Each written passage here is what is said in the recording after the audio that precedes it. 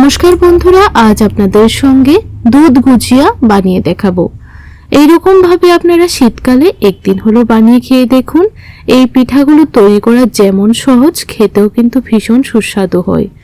একদম অল্প সময়ের মধ্যে এই পিঠাটা তৈরি হয়ে যায়।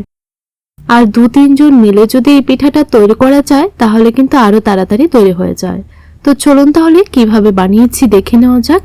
প্রথমে চুলার উপর একটা কড়াই বসিয়ে দিলাম, একটা বাটি মেপে দিয়ে দিলাম 3 বাটি জল। আপনারা যে কোনো মেজারিং কাপ মেপেও কিন্তু দিতে পারবেন। স্বাদ অনুযায়ী নুন দিয়ে দিলাম, আর দিয়ে দিচ্ছি 1 টেবিল স্পুন চিনি।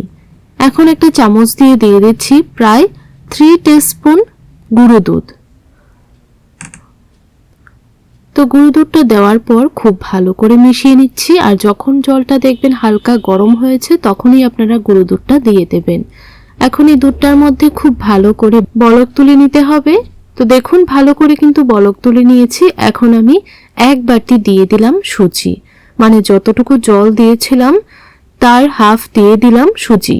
সুজিটা দেওয়ার পর খুব ভালো করে মিশিয়ে নেব। আর যতক্ষণ না পর্যন্ত একটা ডোতে পরিণত হচ্ছে ততক্ষণ নাড়াচাড়া করে রান্না করে নিতে হবে। গ্যাসের ফ্লেমটা একদম লোতে রেখে সুজিটা ভালো করে রান্না করে নেবেন। এই দেখুন বন্ধুরা, সুজিটা কিন্তু খুব সুন্দর একটা ডোতে পরিণত হয়ে গেছে। এখন এই সুজির ডোটা একটা বড় একটা বাটির মধ্যে নামিয়ে নেব। একটা বড় পাত্রের মধ্যে নামিয়ে নিলে কিন্তু মাখতে খুব সুবিধা হবে। এখন একটু চামচটা দিয়ে একটু এরকম ভাবে ছড়িয়ে দিচ্ছি, তাহলে খুব তাড়াতাড়ি ঠান্ডা হয়ে যাবে, না হলে কিন্তু গরম অবস্থায় হাত দিয়ে ধরা যাবে না। তো একটু ঠান্ডা হয়ে যাবার পর 3 টেবিল স্পুন দিয়ে দিচ্ছি আটা। আপনারা চাইলে আটার পরিবর্তে এখানে ময়দাও কিন্তু ব্যবহার করতে পারবেন। এখন খুব ভালো করে মিশিয়ে নিচ্ছি, বা ময়দা না থাকলে চালের গুঁড়োও কিন্তু দিতে পারবেন। এখন খুব ভালো করে আমি ডোটা বানিয়ে নিয়েছি। এখন দেখুন ঠিক এইরকম করে ডোটা আমাদের তৈরি করে নিতে হবে, তাহলে কিন্তু গুজিয়াগুলো যখন তৈরি করবেন খুব সুন্দরভাবে তৈরি হবে। এখন অল্প একটু মিশ্রণ হাতের মধ্যে নিয়ে প্রথমে এরকম লম্বা করে তৈরি করে নিলাম, তারপর দুটো সাইড এরকম করে এনে জোড়া লাগিয়ে দিলাম, তাহলে খুব সহজেই কিন্তু তৈরি হয়ে যায়। তো আপনারা 2-3 জন মিলে যদি এই গুজিয়াগুলো তৈরি করেন তাহলে কিন্তু আরো তাড়াতাড়ি তৈরি হয়ে যাবে।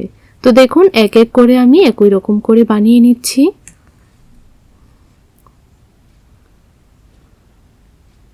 হাতের মধ্যে অল্প একটু তেল লাগিয়ে নেবেন, তাহলে দেখবেন হাতের মধ্যে আর লেগে যাবে না। তো দেখুন আরেকটা বানিয়ে নিলাম। তো একই ভাবে সবগুলো তৈরি করে নিয়েছি। একটা বড় থালার মধ্যে এইরকম ভাবে ছড়িয়ে নিয়ে নেবেন, তাহলে দেখবেন একটার গায়ে আরেকটা লেগে যাবে না। দেখুন আরেকটা প্লেটের মধ্যেও নিয়ে নিলাম। আর 1 বাটি সুজি দিয়ে কিন্তু অনেকগুলো গুজিয়াই তৈরি হয়েছে। এখন এই গুজিয়াগুলোকে সাইড করে রেখে দেব। চুলার মধ্যে একটা কড়াই বসিয়ে দিলাম, দিয়ে দিচ্ছি ফুল ক্রিম দুধ 1 লিটার, আর একটা চামচ দিয়ে দিচ্ছি প্রায় 3 টিস্পুন গুঁড়ো দুধ। এই গুঁড়ো দুধটা দিলে কিন্তু আরো টেস্ট বাড়ে, আপনারা চেষ্টা করবেন অল্প একটু গুঁড়ো দুধ দেওয়ার।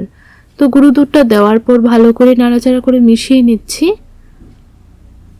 আর দিয়ে দিলাম 3টে এলাচ মাঝখান থেকে ফাটিয়ে, তাহলে ফ্লেভারটা খুব ভালো আসে। তো দুধটা ভালো করে জাল করে নেওয়ার পর দিয়ে দিলাম হাফ কাপ চিনি। মিষ্টির পরিমাণটা আপনারা এখানে কম বেশি বুঝে দিয়ে দেবেন। তো দুধটার মধ্যে যখন ভালো করে বলক চলে এসেছে তখন আমি এক এক করে গুজিয়াগুলো দিয়ে দিচ্ছি। প্রায় 3 থেকে 4 মিনিট দুধটাকে খুব ভালো করে বলক তুলে নেবেন, তারপর এইরকম ভাবে গুজিয়াগুলো দিয়ে দেবেন। তো কিছু গুজিয়া দেওয়ার পর হালকা একটু নাড়াচাড়া করে দিচ্ছি, তারপর বাকিগুলো একই রকম ভাবে দিয়ে দিচ্ছি। তো সবগুলো গুজিয়া দেওয়া হয়ে গেছে। এখন আমি এই গুজিয়াগুলোকে প্রায় 4 থেকে 5 মিনিট রান্না করে নেব।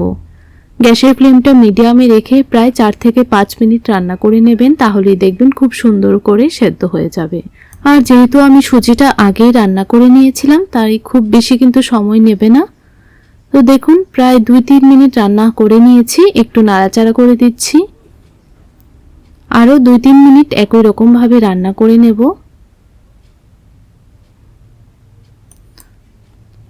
তো এখন আপনাদেরকে প্রায় 5 মিনিট পর দেখাচ্ছি। তো দেখুন গুজিয়াগুলো কিন্তু খুব সুন্দর করে সেদ্ধ হয়ে গেছে, আর দুধটাও কিন্তু ঠিক সেম পরিমাণই রয়েছে। এখন আমি একটা বাটির মধ্যে গরম গরম সার্ভ করে নিচ্ছি। তো বন্ধুরা, আপনাদের কাছে এই দুধ গুজিয়া পিঠা রেসিপিটি কেমন লাগলো কমেন্ট করে জানাবেন। আর রেসিপিটা দেখে যদি আপনারা একটু উপকৃত হয়ে থাকেন তাহলে লাইক, শেয়ার, সাবস্ক্রাইব করে আমার পাশে থাকবেন। তাহলে বন্ধুরা, আজ এই পর্যন্তই। দেখা হবে পরবর্তী রেসিপিতে। ততক্ষণ আপনারা খুব ভালো থাকুন, সুস্থ থাকুন।